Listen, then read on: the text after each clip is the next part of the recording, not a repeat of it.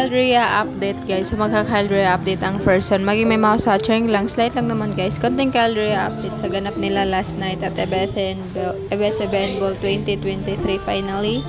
ABS-CBN Ball is back. So sana all may come back. So ito yung di pa lumaban si Andrea sa red carpet. So ayan yung behind the scene. Ayan.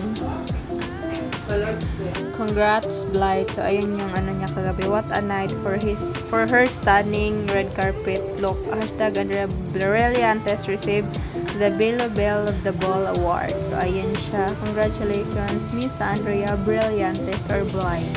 Siya lang yun guys. Iisa lang siya. Then ayan. Binigay niya the gentleman and caring Ichari spotted. Kyle Rhea is real. So ayun siya guys. By the way guys, makita niyo pictures and videos. It's credited to the rightful owner. Konting Kyle Rhea update lang po. So ito yung kaganapan ni Blight nung mini-makeupan pa lang siya. TikTok, ayan siya. Then ito yung pa-translation niya guys. Translation ba tawag dito guys? Correct me if I'm wrong. Pero pagkakaalala ko, translation to eh.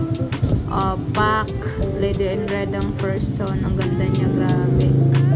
So ayun siya. So ayun lang guys, konting Kyle Rhea update. Hope you guys like, share, comment, and subscribe. Love lots, ingat kayong lahat.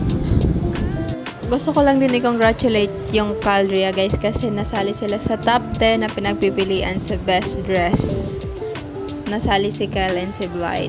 So si Kyle ayan may pa Harry Potter looks. Then si Blight is Lady in Red.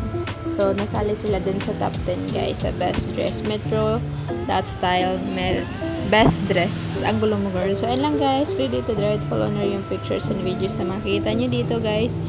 Ayun lang. Ingat.